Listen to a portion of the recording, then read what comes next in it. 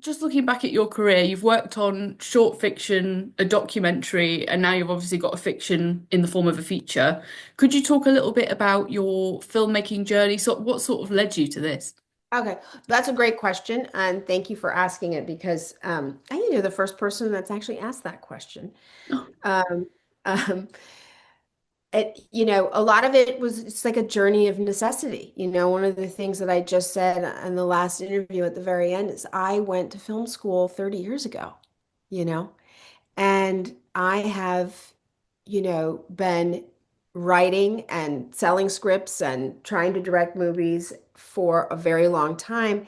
And, you know, for was very lucky, like sold a script that Jean-Marc Vallée was going to direct. And, I worked with him, on his draft for quite a while, and we were very close. And I worked with Ridley Scott on a film that never got made. So there's a lot of like, as you know, things that don't get made that are like, why didn't that movie get made? That was so great. It was so close, and we had such a great cast. And there's like my first film, I think, that I wrote was called, I mean, not I think, my first film I wrote was called Earthquake Weather. And at various points, I had Cillian Murphy and Dustin Hoffman, and it's like, how did that movie not get made? And again and again, I've always been writing in a sort of indie art house place, which is you're always pushing a rock up the hill with that, right? That like there is no,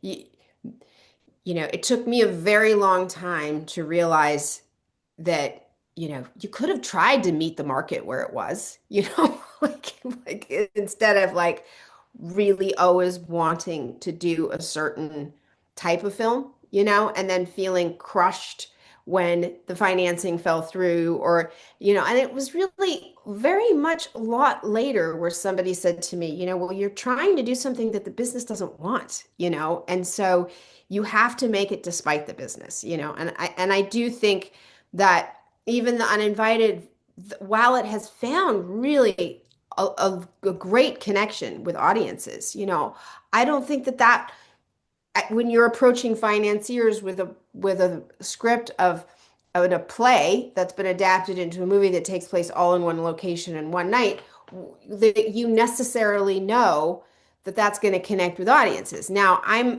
am so unbelievably happy and even surprised, the level to which people have had emotional reactions to this film, you know. So, but to go back to your original question, um, I needed to support myself as I was becoming a filmmaker, and so I had an internet company.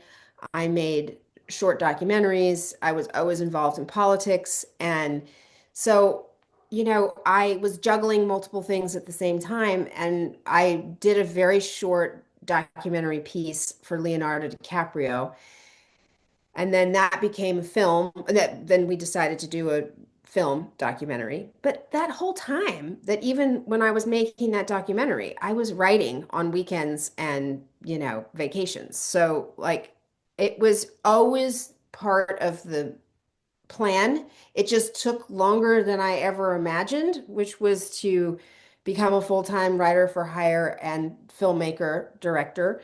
And so it took a really long time. And I will say that, it does have a lot to do with gender, especially I'm 55. So, like when I was coming up, it was extremely hard for a woman to get a film made. And I had never thought I was going to be the person that would say those kinds of things because every job I've ever had, I worked in campaign politics. I had an internet company.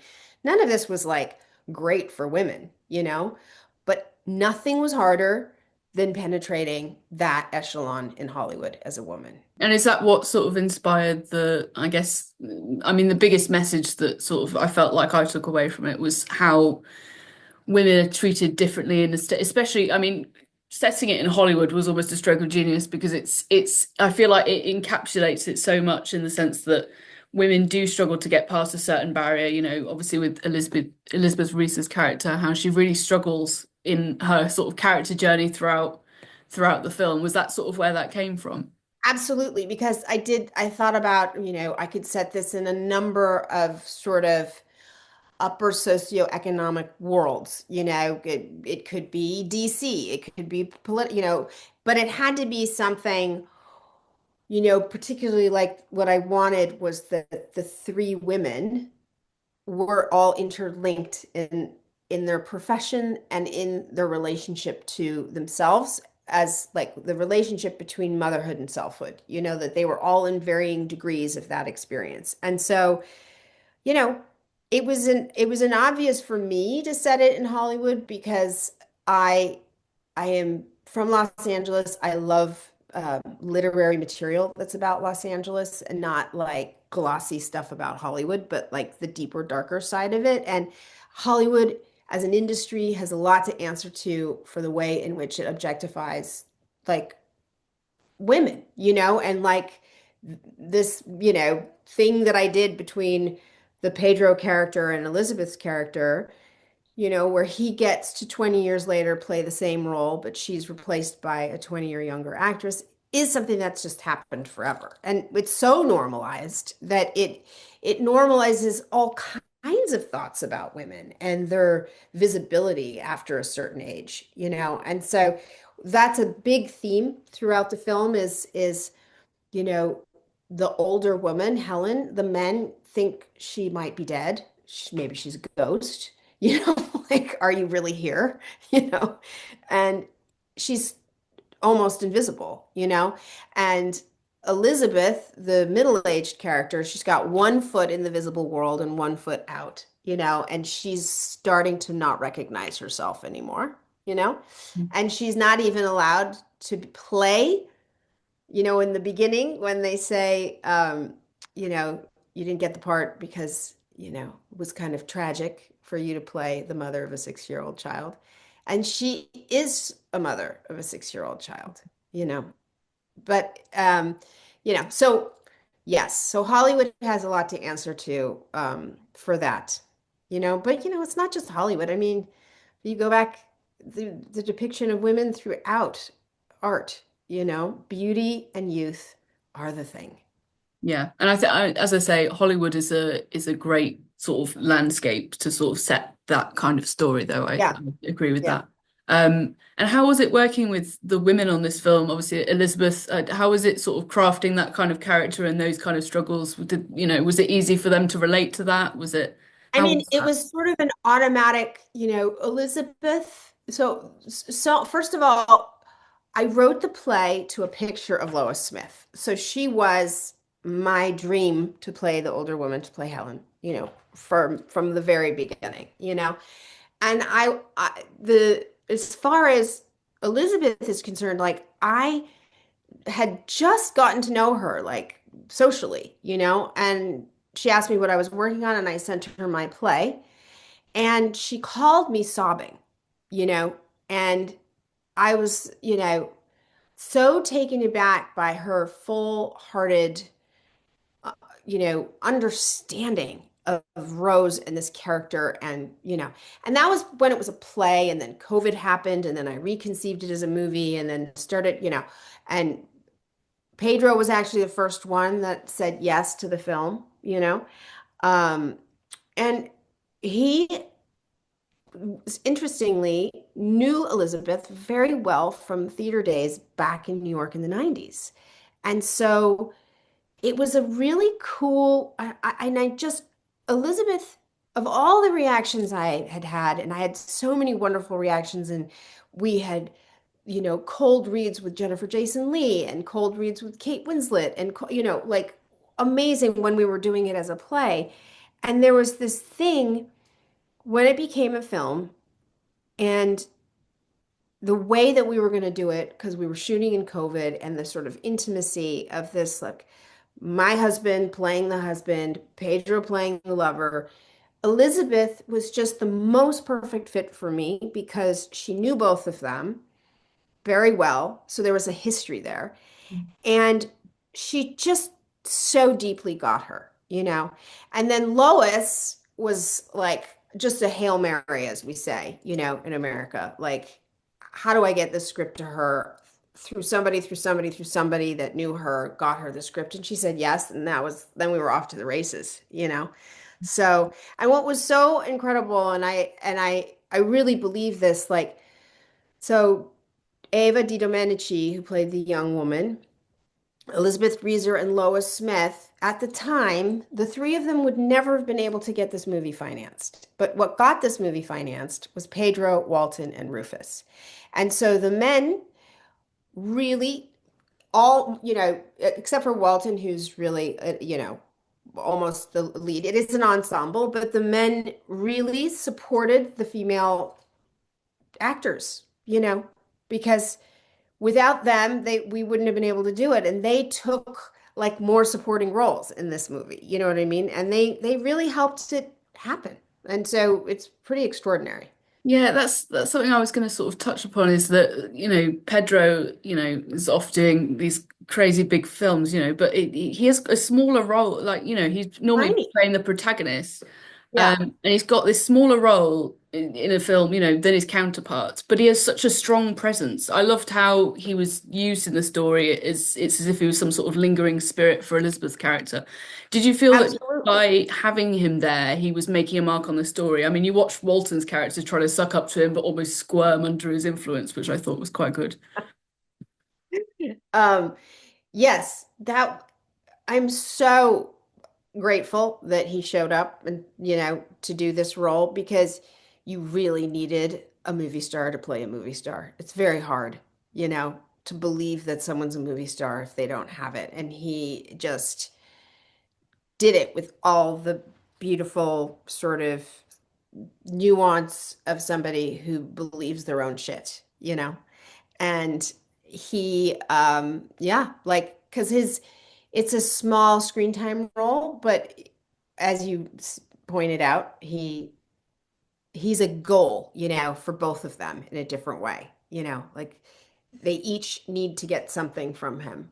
And so when he arrives and the time that he's there, he is kind of almost like a spirit from the past. I mean, a lot of them have that quality, this sort of, are you really here? Like there is a fever dream quality to the evening. Just to take it a few steps back, obviously you did start it as a play. Um, so how was it sort of developing your vision of the play into filmmaking terms? Was it difficult? Because I felt like I watched it and I went in not knowing that it was originally a stage play, and I thought this would make a really good stage play as well. So Did how it was it feel for translating that? you like it should have been a play and not a film, or did No, you enjoy it no, as I a felt I film? felt like this I could see this in both mediums. You know what I mean? Because you watch things and you see things in like one lo I love films that are one location. I really enjoy those Me too. because Me too. there's so much drama that can go. It's all character. It's all character, and I Mhm. love that Mhm. about this one. I think what really lent itself well to an adaptation as a film, before I go there, I will say that I never would have written it immediately or initially as a film. I am so grateful that I explored this material as a play because the play actually twice as dense, so many monologues, so much talking. So a lot of that, had to be cut. But it's still it's a current of dialogue is really what it is, from start to finish. It is, you know, and that play form allowed me to really do that without worrying so much about like, well, you can't do this in a movie, you can't do this in a movie. And then, I heard it read and rehearsed, and then COVID happened. And so theaters shut down and I really at that moment had begun thinking that it would make a better movie anyway, because one of the things that was said to me over and over again is that it's like a very intimate play, like where you want to be really close. And how do you get closer to people when they're on a stage? You put a camera there, you know what I mean? So like I really started to think about, okay, the house is a character and I can use the architecture of the house to create these mini staged plays. So The bathroom becomes a mini play. The closet, the bedroom, the living room, the alcove, the stairwell, like every little nook and cranny of the house became a setting for a beautifully lit, beautifully designed, incredibly acted play where I did shoot it in like these oneers, where it's two shot, oneers where you have the two characters and you let it play out. And you can see in a lot of the scenes I'm not covering close-ups, you know. It's like literally plays out in this one shot. Mhm. So that was a big part of it, and the people who did it well as films, never from plays, Bergman, Woody Allen in the 80s, they were all doing this exact same kind of thing where you really let the actors' behavior play out, And so in the adaptation from play to film, obviously I had to reduce some of the talking and the dialogue, um, but it's very, very similar to what it had been before, I just pared it down and had to like cull it of that play language that has to indicate things that are happening outside of your point of, because the entire play takes place in the living room and you never get to the party, you know. So there was a lot of talking about what you couldn't see at some certain points in the play. But anyway, so um, yeah, I really liked the mission of this was to do a hybrid theater film, where and then I realized, well, that is, some of my favorite films, like the David Lean Noel Coward partnerships, Yeah. those films, so much of it felt like that brief encounter, you know. Weirdly enough, I said in my review that it was the house felt like a character in itself, which you've just said there. So I Yeah. feel I Good. feel like Yes. the message conveyed, which is great. Yes. Thank you. Yay. Yeah. I mean, obviously, I have to mention obviously Walton, who is absolutely phenomenal in this. I mean, he mentioned that he wasn't involved in obviously the stage production in the first place. By that logic, did you picture him in the role when you were writing the character, or was it something No, you played not to at all. pull? As a matter of fact, it's not it's certainly not autobiographical, and it's very hard for people to separate fact and fiction because I've written about a marriage and a couple with a young son that are in Hollywood, and we had a young son at the time when I wrote it. He's older now, but you know, and the husband is played by my husband, so there's so many like blurred lines. But the truth is, it's not him, and um, but the dynamic is true. And that is what I did is I really looked at, I mean, we've been together almost 21 years, right? And so you grow up together. And our son is 14 and a half. And, like when I look at the two characters of Sammy and Lucian, all right, I basically split the ideal man into two people, okay? And Lucian is the boyfriend, played by Pedro, who vanishes in your past before you can have the full experience of building a life with them. But you remember them as the great romance and as the great, heart racing, the artistic and this and that and all that life, you know. And then the second person, Sammy, is the husband that shows up, gets married, they have a child, they have a house, he has domestic responsibility, like, but in truth, they're the same person. You just forgot that you had that, you know, and you end up, and that is very true, I think, in a lot of marriages, when you begin to like get into the daily grind of like having a family and jobs and life, and you stop recognizing the other person. Like what happened to Lucian, you know? What happened to that part of you that was like that? What happened to the part of me that was like who she is with him? And so, to a degree that there is that kind of, you know, what am I expressing that is truthful from my own life? There's this element of just being of looking at the ways in which these domestic responsibilities impact your romantic connection, you know? And so I really originally wrote Lucian for Walton because I was remembering him, you know, and that then there should be this completely different guy playing Sammy. So in a really strange flip in the end, he played Sammy. And one of the reasons for me was like when I was reconceiving it from a play to a film, uh, I had to like cut so much stuff, like I told you, and he helped read Sammy's part while I was cutting, you know? And he read, I was like, who is this guy? You know, like he read him with such like sharp killer anger, you know, that I had almost conceived of him as like a pushover, you know? And he brought so much kind of electric, anxious fighter energy to it that I was like, "Oh my God, this is absolutely, you know." But then he was like, "Yeah, but I'm not this guy. I'm not gonna." Yeah, he said no to the role. Interesting. So Yeah. it took a bit of back and forth before he before he Yes. considered it. Yes. I mean, we were fully cast. We had everybody. You know, we Gosh. had Pedro and Rufus and Lois and Elizabeth and everybody. And I was like, yeah. And he was also just he was back to back working, you know. It's a lot of lines, you know. It's not like it's a lot of lines, you know. Of course, yeah. And I mean, just going into my last question, how was it sort of directing him with, I mean, I suppose that's not something that you've sort of come across before.